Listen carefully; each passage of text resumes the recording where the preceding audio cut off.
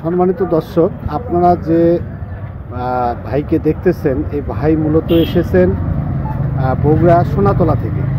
তো ভাইয়ের কাছে যেগুলো বিক্রির জন্য তিনি কুড়িগ্রামের ফুলবাড়ি উপজেলার বিভিন্ন হাট বাজার, বর্তমানে তিনি বালারহাট বাজারেই তিনি এই পরিষদ সংলগ্ন যে সড়কটি, কাঁচা মালহাটির যে সড়কটি, সেখানে তিনি বসেছেন।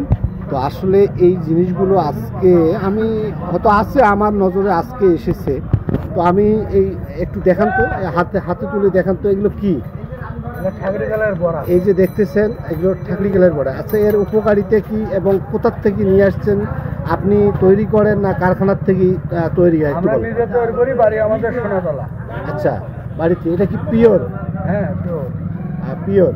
আচ্ছা, আপনি কত কেজি কত করে বিক্রি করতেছেন বড়াটা? 160 টাকার কেজি নিলে 500। কেজি 500 টাকা।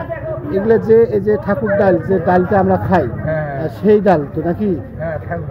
ঠাকুর ডালের বড়া। বড়া নাও বললেন? বড়া। এটা বড়া, এটা ডাল। এটা বড়া। আর আরেকটা কি ডাল? কোনটা? গুড়া। একদম এই যে গুড়া। আচ্ছা, গুড়াটার কেজি কত? কেজিটা 240 টাকা। গুড়ার কেজি 240 টাকা। আর ইনি এসেছেন বগুড়া থেকে, আবারও বলতেছি বগুড়া সোনাতলা থেকে। আচ্ছা, আপনি এই পেশার সঙ্গে কতদিন থেকে যুক্ত? এই ব্যবসা? হ্যাঁ, এটা আমি 10-12 বছর এনে করি। 10-12 বছর।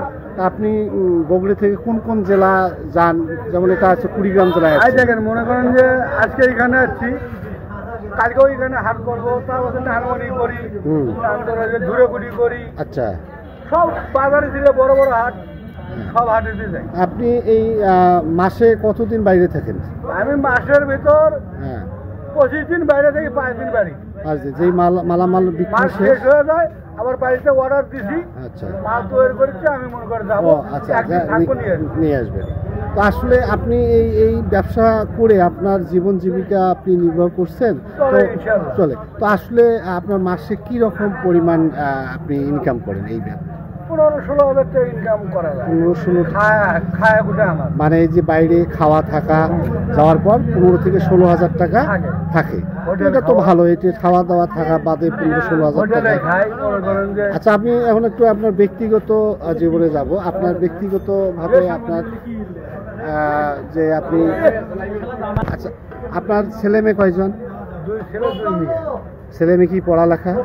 পড়াশুনো আমি আরবি 9-এ পড়াচ্ছি ভাই। হোক, আরবি পড়ুক, পড়ালেই হলো। একজন পরীক্ষা 13 পারা। আচ্ছা। আর একজন এখন পড়ায় 25 গেছে। আর মনে হয় 2 মাস বাকি আছে, তাহলে 25। আচ্ছা, এই যে এই মুহূর্তে যদি মনে করেন যে আপনি কালারের বড়া, ঠাকরি কালের বড়া, এই মুহূর্তে যদি কোনো প্রশাসনের লোকজন বা যারা ভোক্তা অধিকার, এটা তো খাদ্য, তো এই মুহূর্তে যদি তারা বালাহাট আসলো, এই মুহূর্তে আপনি কি দোকানটা এখানে থাকবেন না উঠে যাবেন? এখানে থাকবে। সে সৎ সাহস আছে? মানে এটা কি একদম স্বাস্থ্যসম্মতভাবেই?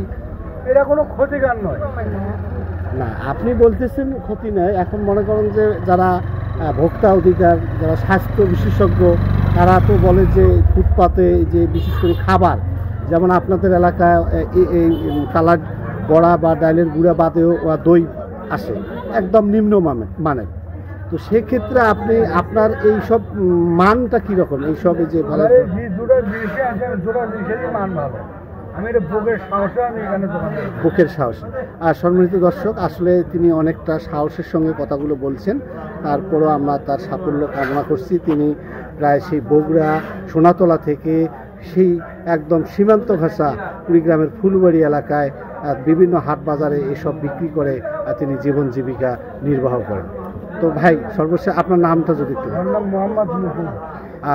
মোহাম্মদ মুকুল। আচ্ছা, ঠিক আছে। যদি কারো কোনো এই ঠাকরি কালের বড়া বা গুঁড়া প্রয়োজন হয়, যোগাযোগ করেন, মুকুল ভাই মাধ্যমে আপনারা পেয়ে যেতে পারেন। সবাইকে ধন্যবাদ।